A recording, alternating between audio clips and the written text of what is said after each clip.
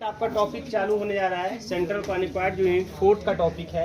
Unit 4 में वैसे तो कई चैप्टर हैं। सेंट्रल कॉनिक्वायड है मेन, फिर उसके बाद हम लोग पढ़ेंगे उसमें पैराबोलायड, ठीक है, plane section, generating line and reduction of general equation of second degree. कुल मिला के 5 चैप्टर हैं। अगर मोटे मोटे तौर पे देखें तो यूनिट 4 में 5 चैप्टर हैं, ठीक है। पहला आपका सेंट्रल कॉनिक्वायड, दूसरा आपका पैराबोलायड, तीसरा आपका प्लेन सेक्शन और चौथा जनरेटिंग लाइन और पांचवा reduction of general equation of second degree.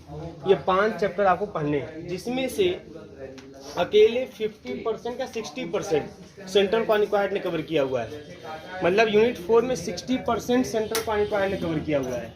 और ये भी जान लीजिए कि सेंट्रल कॉनिक्वायड अगर आपने तैयार कर लिया तो यूनिट 4 में और कुछ पढ़ने की, तैयार करने की कोई ज़रूरत नहीं है एग्जामिनेशन के पॉइंट ऑफ व्यू से, है ना। आपको कुछ और ज़रूरत है ही नहीं है। वैसे तो आप पढ़िए, सब पढ़ाया जाएगा, कोई समस्या नहीं आएगी।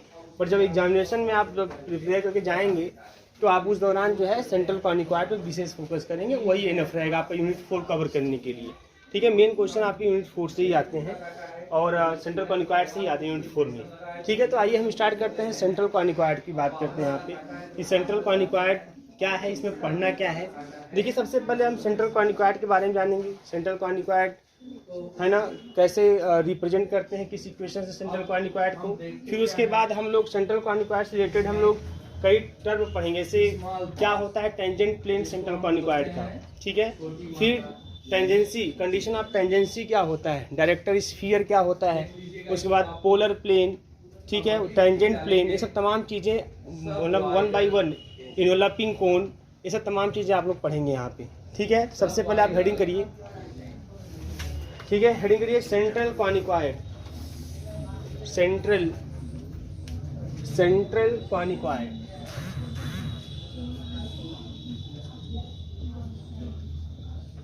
सेंट्रल कॉनिक्वायड, ठीक है, सेंट्रल कॉनिक्वायड बेटा। तो देखिए, जो general equation of second degree होता है, तो general equation of second degree, ध्यान दीजिएगा, the general equation of second degree, second degree क्या होता है भाई, ax square plus by square plus का cz स्क्वायर प्लस का 2fyz प्लस का 2gzx प्लस का 2hxy प्लस का 2ux प्लस का 2vy और प्लस का 2wz प्लस का d इज इक्वल टू 0। यह है आपका general equation of second degree, ठीक है।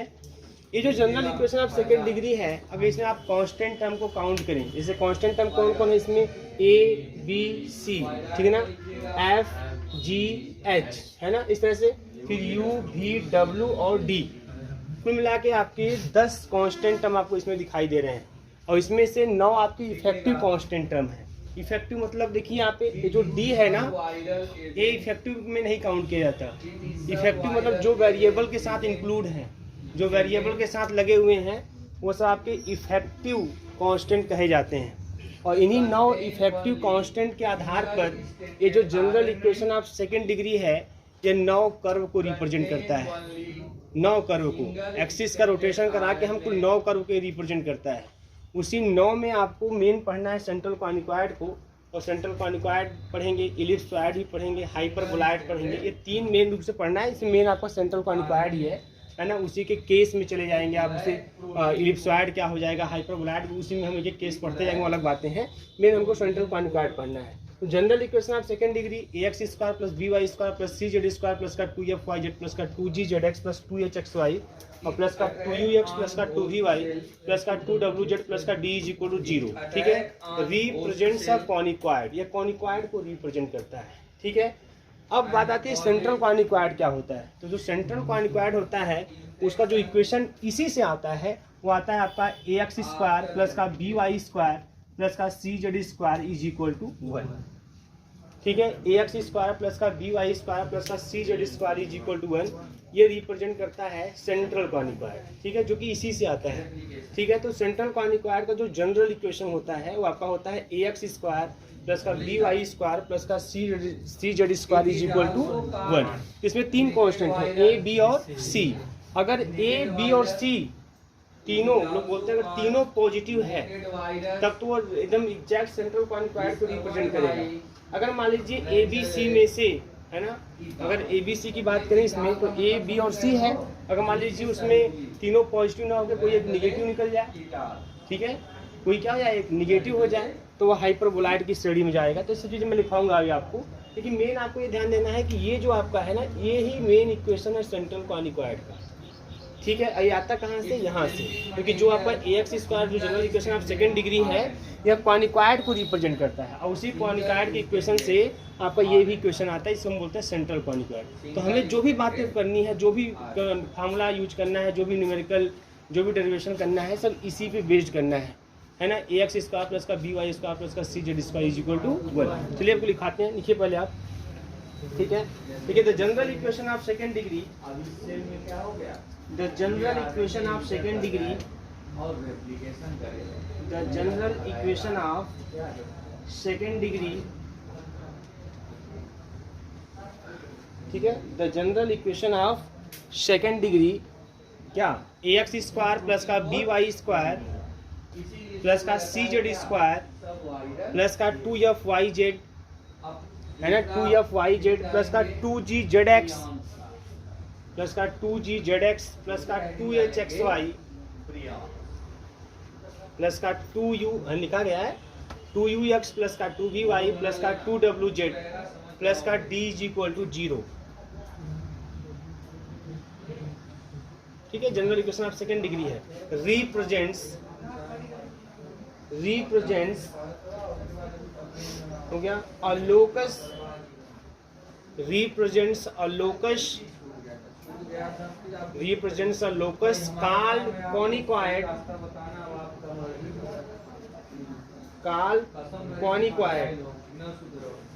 ठीक है, कॉल्ड कॉनिक्वाड,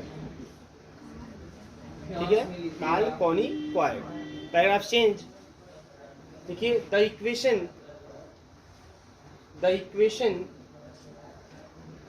ax स्क्वायर प्लस का by स्क्वायर प्लस का cz square is equal to 1, the equation ax square plus का by स्क्वायर प्लस का cz square is equal to 1 represents the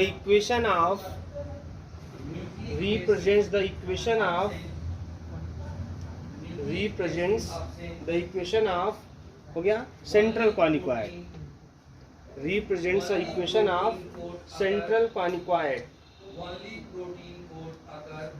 equation of central quadric, ठीक है। इसको कर लीजिए, इस general equation of second degree की इक्वेशन नंबर फर्स्ट, इसको कर लीजिए इक्वेशन नंबर सेकंड, ठीक है, कर लिया। अब लिखिए नंबर फर्स्ट, नंबरिंग करके नंबर फर्स्ट, देखिए when in equation 2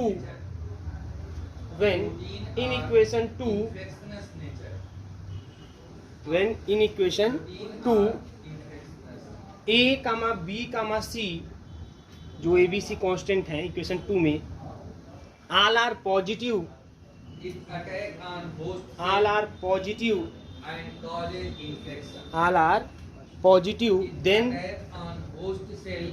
then it represents, तो ये जो सेंट्रल क्वाड्रिक्वाड होगा then it represents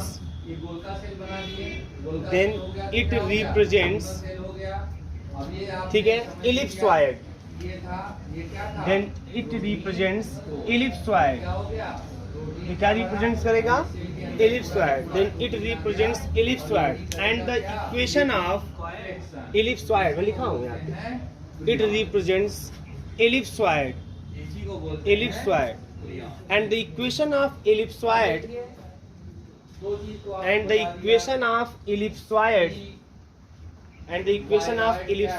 is given as x square upon a square plus y square upon b square plus z square upon c square is equal to 1। ये ellipsoid का equation है, ठीक है ना, ये क्या है एलिप्सॉइड का इक्वेशन। ठीक है। तो अगर यहीं पे जो ए बी सी है अगर ये पॉजिटिव हो जाए तो उसको इस तरीके से आप आराम से बना लेंगे, और बना लेंगे तो किसको रिप्रेजेंट करेगा, वो इलिप्सॉइड को रिप्रेजेंट करेगा। ठीक है। और इलिप्सॉइड का जो जनरली इक्वेशन आप जब लिखेंगे तो यही लिखेंगे, x square upon a square plus y square upon b square plus z square upon c square equal to 1। Ellipse 2D में है ना, 2 डायमेंशनल में, और जब वहीं पे 3D में जाएंगे तो उसी को बोलेंगे इलिप्सॉइड। ठीक है ना। अब नंबर सेकंड करके लिखिएगा। Number second, when in equation second, when in equation second, ठीक है, when in equation second two constants are positive,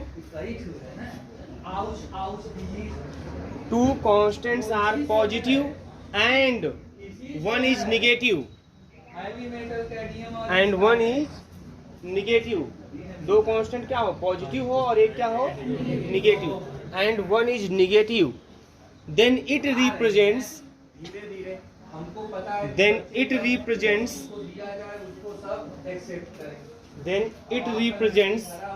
hyperboloid of one seat, then it represents hyperboloid of one seat, then it represents hyperboloid of one seat, O-N-E, one seat, S-H-E-E-T, it represents the hyperboloid of one seat। हो गया। देखिए the equation of, उसी में आगे continue, the equation of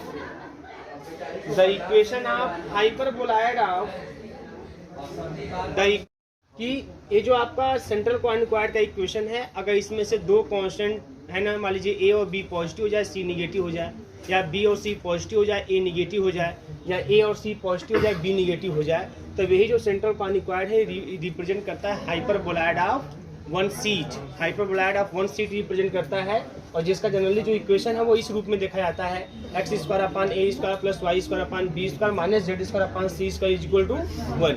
ये आपका important है, याद रखिएगा, ये इसकी जरूरत आपको पड़ेगी। ठीक है ना। इस पर हम विशेष फोकस करेंगे कि जो हम पढ़ेंगे बेटा जनरेटिंग लाइन, क्या पढ़ेंगे, जनरेटिंग लाइन एक चैप्टर है, जनरेटिंग लाइन एक चैप्टर आपको पढ़ना है। ये चैप्टर पूरी तरीके से इसी पे बेस्ड है, ये चैप्टर जनरेटिंग लाइन है ना, ये पूरी तरीके से इसी पर बेस्ड है, हाइपरबोलॉइड ऑफ वन सीट पर। ठीक है। इसलिए इस पर आपको फोकस, उसका एक्सप्लेनेशन आपको याद होना चाहिए। ठीक है। नेक्स्ट थर्ड, तीसरा नंबर देखिए, when in equation 2,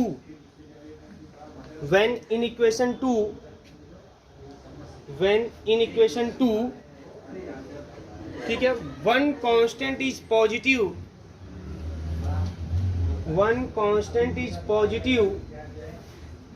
when in equation 2 one constant is positive and the other two, मतलब जो दो ठो बचे हैं, and the other two is negative,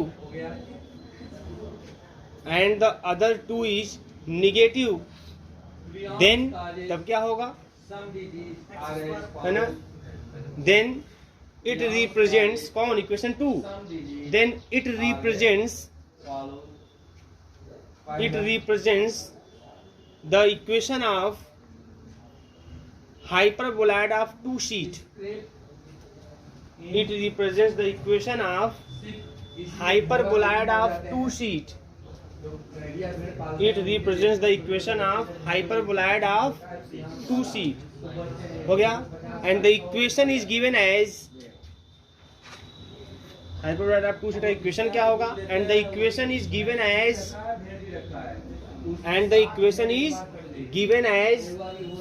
तो एक पॉजिटिव रखेंगे, दो निगेटिव बेटा, तो x square upon a square minus का y square upon b square minus का z square upon c square is equal to 1। ठीक है।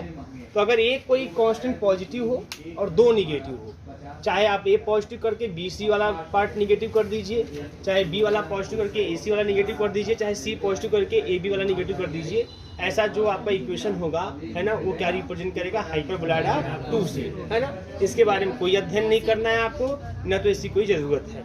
इलिप्सॉइड, जब भी हम सेंट्रल क्वाड्रेंट पढ़ते हैं तो उसी में जोड़ के आपसे इलिप्सॉइड के क्वेश्चन भी कर लिए जाते हैं, तो ये कोई दिक्कत इसमें नहीं है। अब इसके बाद इस पे हम विशेष फोकस करेंगे, चैप्टर ही पूरा जनरेटिंग लाइन है, बट इसके बारे में हमें यहाँ पे कोई अध्ययन नहीं करना है। बात समझ में आ रही है? तो जो चीज़ें आपको लिखाई गई, ठीक है, ये केवल आपके इन्फॉर्मेशन के लिए, आपके दिमाग में पहले यह हो जाना चाहिए कि जो general equation of second degree है ax स्क्वायर प्लस का by स्क्वायर प्लस का cz स्क्वायर प्लस का 2fyz प्लस का 2gzx प्लस का 2hxy प्लस का 2ux प्लस का 2vy प्लस का 2wz प्लस का d इज इक्वल टू 0, ये general equation of second degree है, ठीक है। यह रिप्रेजेंट करता है कॉनिकॉइड को, जिसमें 10 कांस्टेंट एक्चुअली गिनेंगे आप, ABC, FGH और UV, W और D मिला के 10 कांस्टेंट्स हैं, जिसमें से 9 इफेक्टिव कांस्टेंट कहे जाते हैं, D को छोड़ दीजिए, है ना। D की वैल्यू कुछ भी 0 कुछ भी हो जाए, लेकिन और कोई वैल्यू अगर 0 होती है तो जो आपका टर्म है वो पूरा गायब हो जाएगा, जिसमें वेरिएबल भी है। बात समझ में आ रही है ना। तो कुल 9 आपके कांस्टेंट इफेक्टिव कांस्टेंट कहे जाते हैं, और ये जो 9 इफेक्टिव कांस्टेंट है, इसके थ्रू हमें 9 कर्व के इक्वेशन मिलते हैं। समझ में आ रही है? 9 कर्व के इक्वेशन मिलते हैं, और उसी में से आपका एक विशेष निकल के आता है सेंट्रल कॉनिकॉइड, जिसका जनरल इक्वेशन होता है ax स्क्वायर प्लस का by स्क्वायर प्लस का cz square is equal to 1। जब भी सेंट्रल कॉनिकॉइड का नाम आएगा, आपके दिमाग में तुरंत ये क्वेश्चन, आपका ये इक्वेशन आना चाहिए, ax स्क्वायर प्लस का by स्क्वायर प्लस का cz square is equal to 1। इसमें भी 3 कांस्टेंट है ABC, अगर तीनों निगेटिव हैं तो यही सेंट्रल कॉनिकॉइड रिप्रेजेंट करता है इलिप्सॉइड। अगर 2 पॉजिटिव 1 निगेटिव हो जाए तब यह रिप्रेजेंट करता है हाइपरबोलॉइड ऑफ 1 सीट। अगर 1 पॉजिटिव 2 निगेटिव हो जाए तो रिप्रेजेंट करता है हाइपरबोलॉइड ऑफ 2 सीट, वो रिप्रेजेंट करता है। तो आइए हम फोकस करते हैं अब अपने सेंट्रल कॉनिकॉइड पर, ax स्क्वायर प्लस का by स्क्वायर प्लस का cz square is equal to 1। अब क्वेश्चन देखिए कहाँ से आता है। पहले आप स्टार्ट करेंगे सबसे, सीट मतलब चादर जो होता है ना, वही चीज है। जब इसको आप इसको ड्रॉ करोगी, है ना, आपके बुक में जब आप कोई बुक पढ़ते होंगे, जब उस बुक को देखेंगे ना तो पूरा ड्रा किया गया है। सेंट्रल कॉनिकॉइड को भी ड्रा किया गया है, हाइपरबोलॉइड 1 सीट को भी ड्रा किया गया है, और 2 सीट को भी ड्रा किया गया है, ठीक है ना। तो आप जब इसको ड्रॉ करेंगे तो सीट आपको दिखाई देगा, लेकिन 3D है। मैं यहाँ बना नहीं रहा हूँ, कुछ चीज़ें 3D हैं और आपको कोई विशेष पर फोकस करना भी नहीं, इसलिए मैं बहुत विशेष उस पर, उसके फिगर पर, है ना, हम ज़्यादा बात नहीं कर रहे हैं। लेकिन जिसको 3D है, जैसे आप बुक में देखेंगे सब चीज़ें ऐसे बनाई गई हैं, उसको देखिएगा, ऐसे सब चीज़ें बनाई गई, ड्रॉ की गई हैं, कोई मतलब है नहीं इसका। तो आप देख लीजिएगा, कुछ समस्या पूछिएगा फिर, ठीक है। अब मेरा ये टॉपिक है बेटा, हेडिंग करिए आप, और एकदम इम्पोर्टेंट हेडिंग रहेगा टेंजेंट प्लेन। हाँ, पहला इम्पोर्टेंट क्वेश्चन यहाँ से आता है, टेंजेंट प्लेन, ठीक है, टेंजेंट प्लेन, टेंजेंट प्लेन, ठीक है। तो अब ये क्वेश्चन आता कैसे है टेंजेंट प्लेन का, तो लिखिएगा आप, लिखिए to find the equation of the tangent plane, to find the equation of the tangent plane, to find the equation of the tangent plane, the equation of the tangent plane at the point x1 comma y1 comma z1, at the point x1 comma y1 comma z1, लिख पा रहे हैं ना आप लोग, eight the point x1 कमा y1 कमा z1 हो गया। Of the central conicoid, of the central conicoid, of the central conicoid ax square plus का by स्क्वायर प्लस का cz square is equal to 1। ax square plus का by square plus का cz square is equal to 1। Clear है?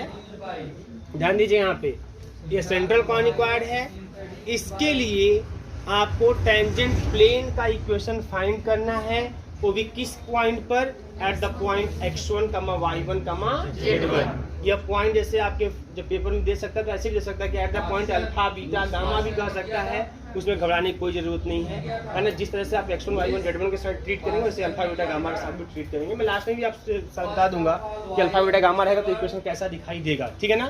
तो ध्यान दीजिए, ये आपका सेंट्रल कॉनिकॉइड है, हमें इसके लिए टेंजेंट प्लेन का इक्वेशन फाइंड करना है। किसका इक्वेशन फाइंड करना है? टेंजेंट प्लेन का, ठीक है। सबसे पहले जब आप लोग क्वेश्चन लिखे हैं तो कुछ लोग पहले ये नहीं लिख पाए हैं, x1 कामा y1 कामा z1, ठीक है। x1 y1 z1 ऐसे कामा दे के ब्रैकेट में करके तब आप लिखेंगे इसको एग्जैक्ट, सही है,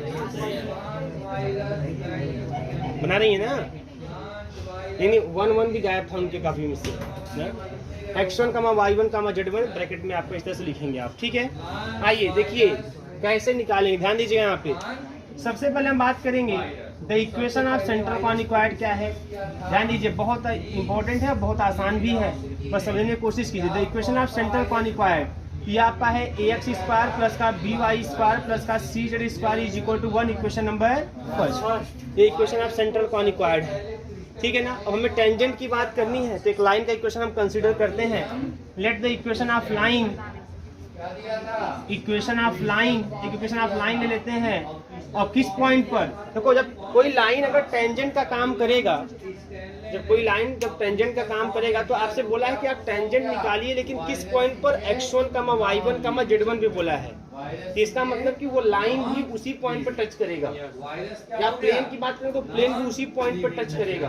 बात समझ में आ रही है ना। तो उसी पॉइंट से आप होते हुए लाइन या प्लेन का इक्वेशन लिखेंगे, ठीक है। तो let the equation of line at the point, किस पॉइंट पर उसने बोला है x1 y1 z1, क्या हो जाएगा बताइए। x minus x1 upon l, y minus y1 upon m, z minus z1 upon. Clear है, आपने पढ़ा है the equation of line passing through the point alpha beta gamma, सबने पढ़ा x minus alpha upon l is equal to y minus beta upon m is equal to z minus gamma upon n। यहाँ पे point क्या है, x1 y1 z1 है, तो वही alpha beta gamma के स्थान पे क्या पुटअप कर दिया गया, x1 y1 z1। कोई दिक्कत नहीं होनी चाहिए इसमें पॉइंट में, कोई FGH बोल दे है ना, x1 y1 z1 बोल दे, x2 y2 z2 बोल दे, अल्फा बीटा गामा बोल दे, बस कोई दिक्कत नहीं। इक्वल टू क्या कर देते हैं r, ठीक। अब बोलेंगे any point on the line, any point on the line. जब any point on the line करेंगे तो क्या मिलेगा बताइए, मिल जाएगा LR प्लस x1, मिलेगा कि नहीं मिलेगा। फिर MR प्लस y1, फिर NR प्लस z1। ये हो गया any point on the line. और इसी पॉइंट में वो भी पॉइंट होगा जिस पॉइंट को टच कर रहा है, क्योंकि वही पॉइंट लाइन पे ही है। और ये जो पॉइंट होता है लाइन के हर एक पॉइंट को रिप्रेजेंट करता है ना। तो जब वो भी पॉइंट इसी में आएगा जिस पॉइंट पर ये लाइन सेंट्रल कॉनिक्वाइड को टच कर रहा है, तो आप ये भी कह सकते हैं कि यह जो आपका पॉइंट है ये सेंट्रल कॉनिक्वाइड के इक्वेशन को सेटिस्फाई भी करेगा, है ना। तो बोलेंगे this point also satisfies equation first, ठीक है। तो सेटिस्फाइज करा देते हैं, कैसे करेंगे, x के स्थान पे LR प्लस x1 है ना, y के स्थान पे MR प्लस y1 और z के स्थान पे NR प्लस z1। तो जो क्या हो जाएगा a LR plus x1 square plus b MR plus y1 square plus c NR plus z1 square is equal to 1, is equal to 1। कोई दिक्कत नहीं इसमें।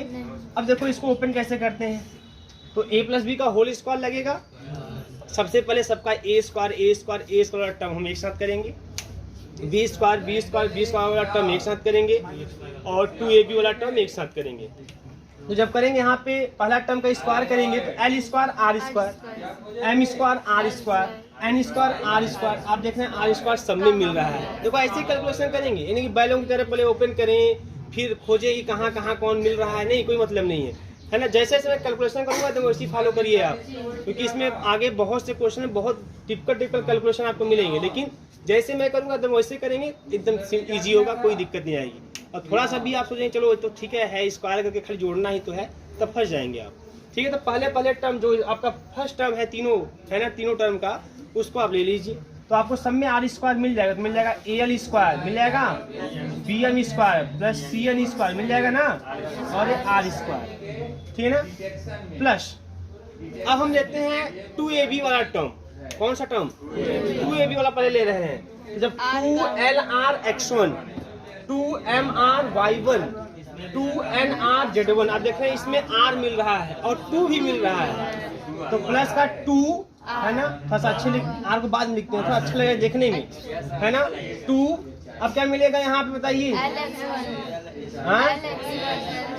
AL x1 plus BM y1 CN z1 और यहाँ पे R। क्लियर है। अब third वाला टर्म प्लस है ना, तो मिल जाएगा सीधे सीधे ax1 का स्क्वायर प्लस by1 का स्क्वायर प्लस का cz1 का स्क्वायर, और हो गया ना यहाँ पे, और इज इक्वल टू, क्लियर है सबको? एक लाइन में ऐसे कैलकुलेट कर लेंगे। अब एक चीज और ध्यान दीजिए, यहाँ पे जो क्वेश्चन बोला है to find the equation of tangent plane at the point x1, y1, z1, है ना, of the central quadric ax square plus का by स्क्वायर प्लस का cz स्क्वायर इक्वल टू 1, मतलब x1 y1 z1 पर ही निकालना है टेंजेंट प्लेन का equation.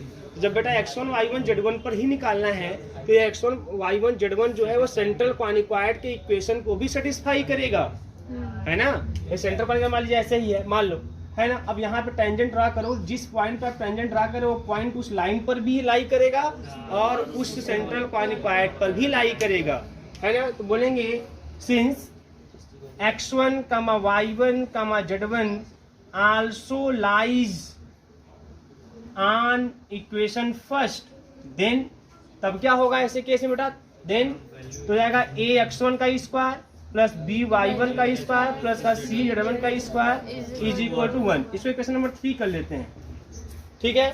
Now from equation 3, अब इक्वेशन 3 में इसी का यूज कर दीजिए।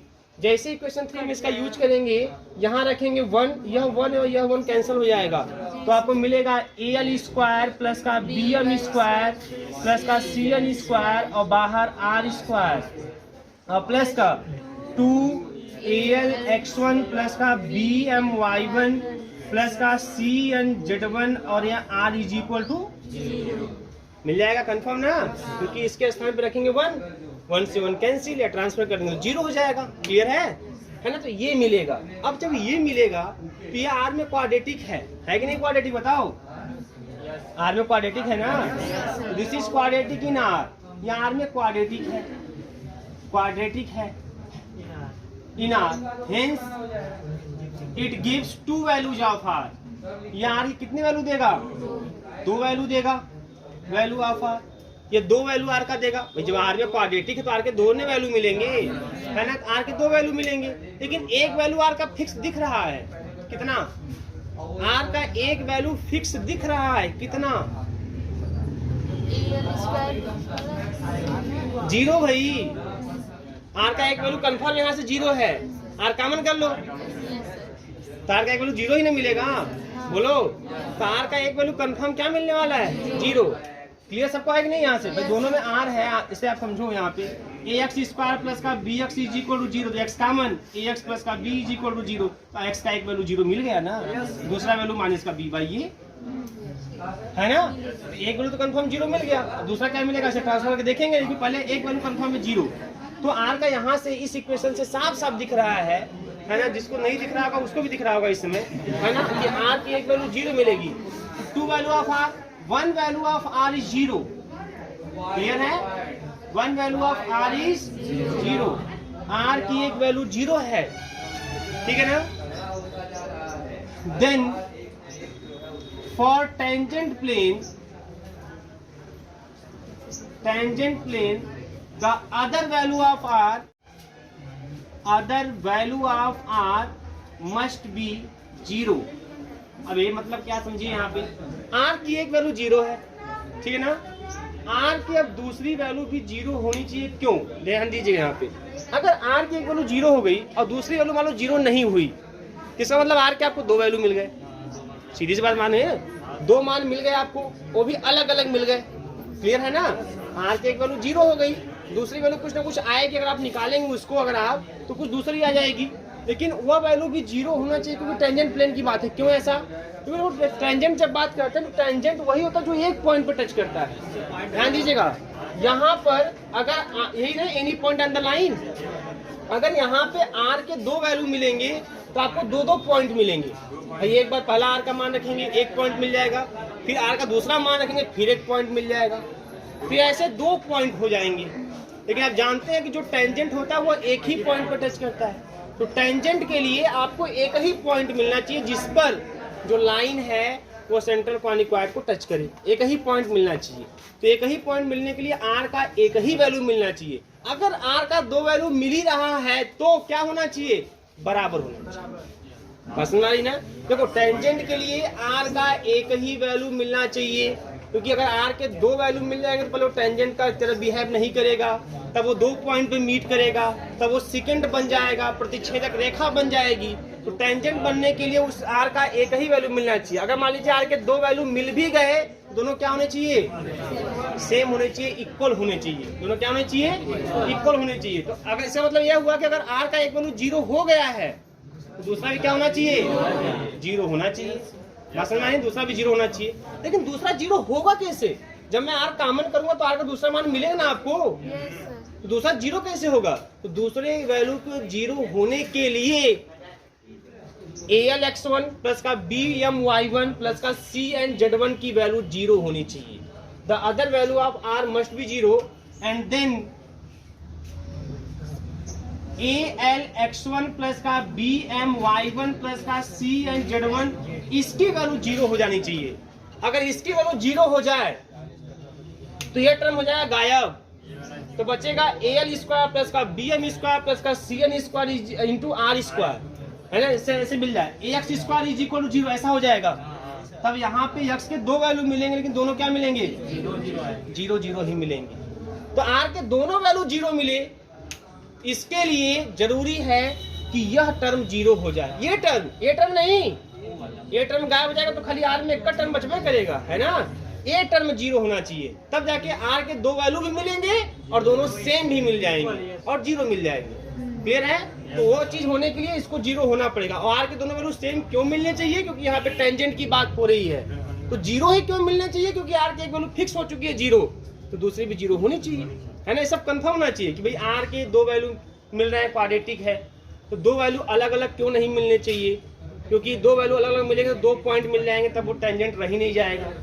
तो अगर दोनों वैल्यू मिल ही रहे हैं तो दोनों क्या होने चाहिए, सेम होने चाहिए। तो सेम होने के लिए कौन सा टर्म 0 होना चाहिए? टर्म 0 होना चाहिए, क्योंकि टर्म 0 होगा तभी आर के दो वैल्यू और सेम मिलेंगे। 0 क्यों मिलना चाहिए? क्योंकि यहाँ से साफ है कि आर की एक वैल्यू 0 है, दूसरी वैल्यू भी 0 ही आनी चाहिए। तो दोनों वैल्यू आर का 0 है, इसके लिए कंफर्म है कि यही 0 होगा, तब काम बनेगा, तभी आर की दो वैल्यू 0 मिलेगी। तो इतना लिखने के बाद तुरंत आप लिखते हैं ये चीज, ALX1 प्लस का BMY1 प्लस का CN/Z1 इज इक्वल टू 0। बात समझ आ रही है? अब जो इक्वेशन, अब यहाँ पे 1 है, 2 तो कहीं बनाया नहीं, 2 के लिए जगह छोड़ दिया था, ये 2 है, ठीक है। इक्वेशन इसको 4 कर देता हूँ। इक्वेशन 2 और 4 से मैं यल को कर देता हूँ, एलिमेंट को इलिमिनेट, ठीक है ना? Eliminating element from equation 2 and 4। Clear है? इक्वेशन 2 और 4 से एलिमेंट को बेटा इलिमिनेट कर दो, तो क्या मिलने वाला है? जब इलिमिनेट करोगे तो कैसे रखेंगे? इलिमिनेट कैसे करेंगे? L की वैल्यू रख देंगे x माइनस x1, n की रख देंगे y माइनस y1 और n की z माइनस z1। आपके नंबर एक ऐसे वैल्यू निकल के आ रही है, मैंने बताया था आपको पहले भी। कुछ नहीं करना, अगर आपका मन है तो आप क्या कीजिए, फर्स्ट और इस r को बराबर कर लीजिए और यल का मान निकाल लीजिए, तो मिलेगा x माइनस x1 अपन r। फिर इसको बराबर करेंगे तो फिर m का मान निकालेंगे तो मिलेगा y माइनस y1 अपन r। फिर इसको बराबर करेंगे मिलेगा z माइनस z1 अपन r। तो सब में अपन आ आएगा, है ना? उसको कॉमन करके भेज देंगे, कोई मतलब निकलने वाला है नहीं, तो उस r को लिखने कोई फायदा ही नहीं है। इसलिए डायरेक्ट मैं लिख देता हूँ यल की value x minus x1, m की y माइनस y1 और n की z माइनस z1। l गायब, एलिमेंट गायब हो जाएगा। तो a l की जगह x माइनस x1 बोलो plus b y minus y1 plus c z minus z1 is equal to, है ना? अब मैं क्या करता हूं, ध्यान दीजिए, AX1 पहला टर्म प्लस इसका पहला टर्म BY1 पहला टर्म CZ1 दूसरा टर्म माइनस का AX1 स्क्वायर, ट्रांसफर भी कर दिया, प्लस कर दिया, plus BY1 square plus CZ1 square. और बेटा आपको अच्छी तरह पता है, आपको बहुत ही अच्छी तरह पता है, क्या पता है कि इसकी वैल्यू देखे है ना, इसकी वैल्यू कितनी है, 1 है। तो ये है इक्वेशन ऑफ टेंजेंट, प्लेन की तरह बिहेव है। प्लेन का इक्वेशन दिख रहा है कि नहीं दिख रहा है आपको, है ना भाई? इसको अगर चाहो तो AX1 फिर बाहर x, BY1 फिर बाहर y, CZ1 फिर बाहर z, है ना? तो this is the equation of tangent plane. ध्यान दीजिएगा यहाँ पे, इक्वेशन ऑफ टेंजेंट प्लेन। तो बेटा याद रखेंगे आप लोग कि सेंट्रल कॉनिक्वाड जिसका इक्वेशन होता है ax स्क्वायर प्लस का by स्क्वायर प्लस का cz square is equal to 1 होता है, उसके लिए x1 y1 z1 पर जो टेंजेंट प्लेन का इक्वेशन होता है वो होता है ax x1 प्लस का by y1 प्लस का cz z1 is equal to 1। अगर यहीं पे पॉइंट अल्फा बीटा गामा होता तब इक्वेशन आता ax अल्फा प्लस का by बीटा प्लस का cz gamma is equal to 1 आता। बात समझ आ रही है बेटा? बहुत सिंपल सी बात है। क्या आना चाहिए आपको कंफर्म है? जैसे मैंने आपको बताया भी था कि जब किसी के भी टेंजेंट या टेंजेंट प्लेन का इक्वेशन लिखना हो तो कुछ नहीं करना होता है, एक्स स्क्वायर को रिप्लेस कर देते हैं। अगर पॉइंट x1 y1 z1 है तो एक्स स्क्वायर को रिप्लेस कर देते हैं x x1 से, वाई स्क्वायर को रिप्लेस कर देते हैं y y1 से, और जेड स्क्वायर को रिप्लेस कर देते हैं जेड z1 से, और x को रिप्लेस कर देते हैं x प्लस x1 बटे 2 से, y को रिप्लेस कर देते हैं y प्लस y1 बटे 2 से, और z को रिप्लेस कर देते हैं z प्लस z1 बटे 2 से। बहुत सिंपल है। ऐसे मान लो आपसे कोई पूछे कि यह है सर्कल का इक्वेशन और बताइए इसके टेंजेंट का इक्वेशन क्या होगा eight the point x1 y1, तो बस x स्क्वायर लिख दो x x1 y y1 is equal to a square answer. वही चीज यहीं देख लो, इसके टेंजेंट का इक्वेशन, टेंजेंट प्लेन यहाँ 3D है तो टेंजेंट प्लेन का इक्वेशन क्या होगा eight the point x1 y1 z1, तो x स्क्वायर को रिप्लेस कर दो x x1 से, y स्क्वायर को y y1 से, और z स्क्वायर को z z1 से, तो यही तो मिलेगा तुरंत। बात समझ में आ रही है ना? अब ये पैटर्न पकड़ लीजिए, फिर बाद में हर चीजें बताई नहीं जाएंगी आपको, फिर कोई आएगा धड़ाधड़ आप बता देंगे क्या होगा टेंजेंट प्लेन का इक्वेशन। याद कुछ नहीं करना, बहुत ही सिंपल है, क्या आना है क्या नहीं आना सब क्लियर हो जाए, कोई समस्या नहीं आएगी। जैसे अभी मैं आपसे पूछ लूं, आप बताओ है ना, नोट, ये देखिए नोट हो गया नंबर पहला, या छोड़िए पहले की बात करूंगा खाली, यह इलिप्सॉइड है, एक हल्का सा आपके सामने ये इलिप्सॉइड है। अगर मैं आपसे पूछूं बेटा कि इसके टेंजेंट का equation of tangent plane at point x1 y1 z1 is क्या होगा? क्या करेंगे आप? एक्स स्क्वायर को रिप्लेस कर देंगे x x1 से, वाई स्क्वायर को रिप्लेस कर देंगे y y1 से, जेड स्क्वायर को रिप्लेस कर z z1 से, क्या मिल जाएगा? x x1 upon a square, y y1 upon b square, और z z1 upon c square is equal to 1। अगर आपको प्रूफ भी करना चाहते तो वैसे ही प्रूफ करते जाएंगे आप। और एक तरीका कि अगर इसका पता है तो इसका क्या दिक्कत, कोई दिक्कत नहीं है। सेंट्रल कॉनिक्वाइड इलिप्सॉइड में इतना ही अंतर है कि जहां a है वहां पे 1 अपान a स्क्वायर है, जहां b है वहां 1 अपान b स्क्वायर है, जहां c है वहां 1 अपान c स्क्वायर है।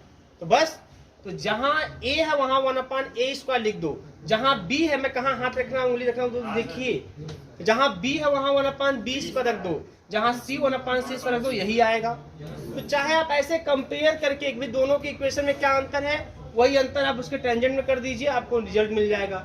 या तो फिर मोटा मोटा एकदम क्लियर रखिए कि एक्स स्क्वायर को किससे रिप्लेस कर देना, वाई स्क्वायर को किससे, जेड कुछ आ जाए आपके सामने, कुछ भी आ जाए ऐसे ही रिप्लेस कर देंगे, ऐसे ही सेकंड डिग्री में कोई भी इक्वेशन आ जाएगा आप ऐसे ही रिप्लेस कर देंगे, है ना, आपको तुरंत टेंजेंट का इक्वेशन मिलेगा, तुरंत का तुरंत। क्लियर है? कोई समस्या नहीं होगी।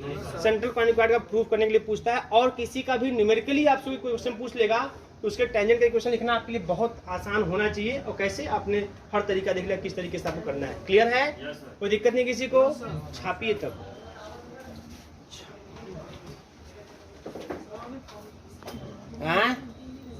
नेक्स्ट हेडिंग करो, कंडीशन ऑफ टेंजेंसी। धड़ाधड़ इंपॉर्टेंट मारते जाओ सब पर।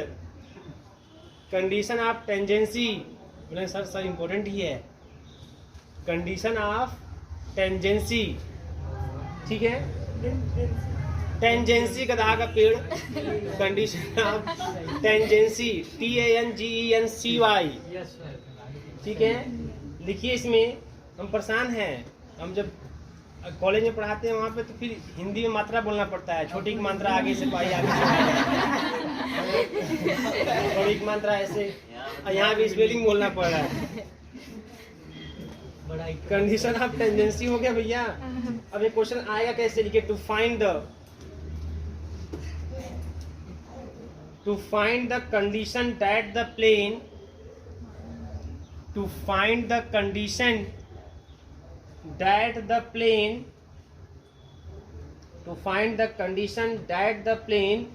Lx plus My plus Nz is equal to P.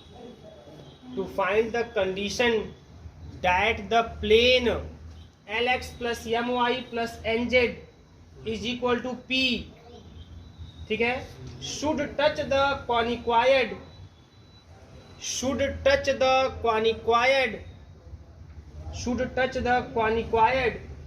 ax square plus by square plus का cz square is equal to 1. ax square plus का by square plus का cz square is equal to 1. ठीक है, बहुत आसान. देखिए आप सब कुछ जानते हैं, आप बहुत जानकार हैं, बस आप एक्सप्रेस नहीं करते. ध्यान दीजिए. देखिए सब आप है ना, सब कुछ वही है, वही हाई स्कूल इंटर बेस है ना. देखो इंटर ही मेन है, जान लीजिए. हर बार कोई चीज़ें हैं, आप कितना भी बीएससी एमएससी कुछ भी कर डालिए, पढ़ डालिए, लेकिन मेन इंटर ही है. जिसका इंटर का बेस जितना ज़बरदस्त रहेगा उसको आगे उतना ही आराम रहेगा, बहुत आराम रहेगा, और चीज़ें उसको उतनी स्पष्ट समझ में आएगी. ऐसे देखिए आप इंटर में स्पर्शी, अभिलंब ये सब पढ़े हैं. स्पर्शी का प्रतिबंध, क्योंकि देखिए आप में कुछ नई किताबें जो आ गई हैं, जो नया सिलेबस है उसमें बहुत कुछ चीज़ें कट कर दी गई हैं. लेकिन अगर पुरानी किताबों को उठा के आप देखेंगे है ना, तो वो बहुत ज़बरदस्त है. जैसे इसमें 6 किताबें चलती थी है ना, कोई रे हो उससे मतलब नहीं है, लेकिन पुरानी जो 6 किताबें चलती थी वो ज़बरदस्त थी. उसको अगर आप एकदम कंठस्थ है तो फिर कोई समस्या आपको कहीं भी नहीं होने वाली. ठीक है ना.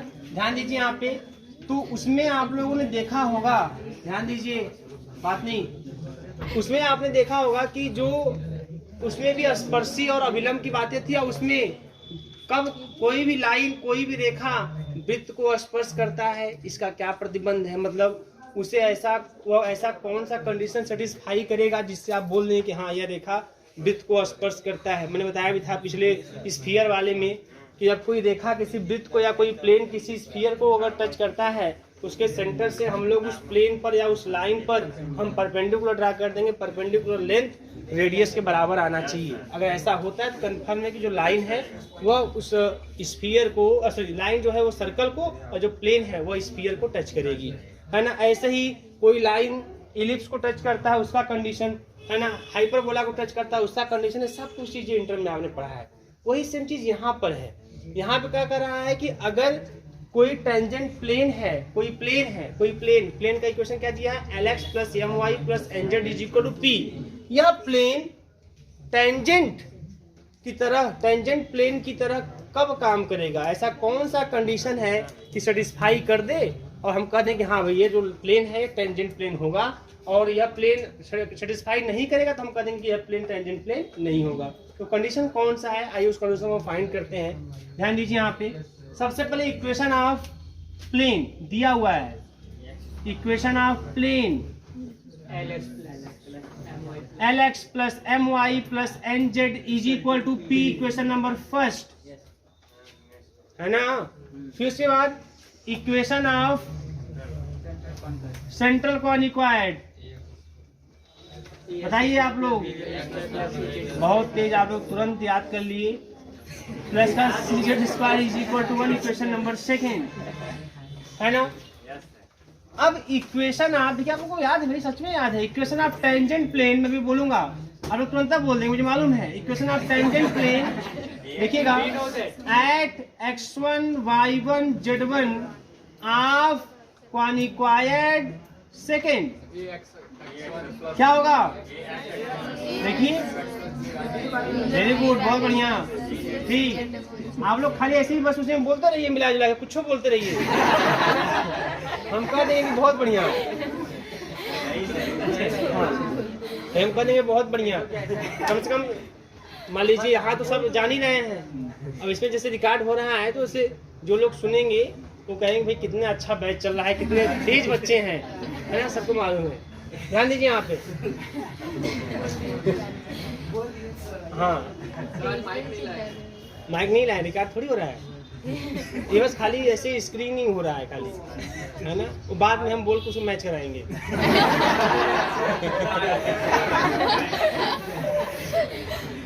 वो डबिंग होगा फिर बाद में। ध्यान दीजिए यहाँ पे, इतनी चीजें आपको पता है। ध्यान दीजिए, अगर यह प्लेन इसके लिए टेंजेंट प्लेन होगा